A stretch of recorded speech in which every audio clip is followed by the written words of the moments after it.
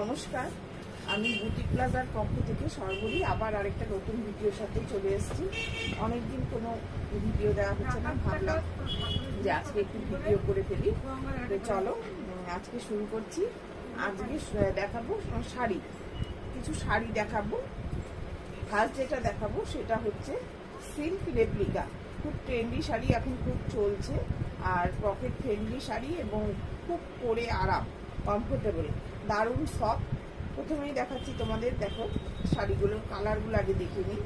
এটা হচ্ছে purple colour, এই একটা কালার, সি গ্রিন কালার, এটা হচ্ছে বটল গ্রিন কালার, এটা হচ্ছে মাস্টার্ড ইয়েলো কালার, এটা হচ্ছে মেরুন কালার।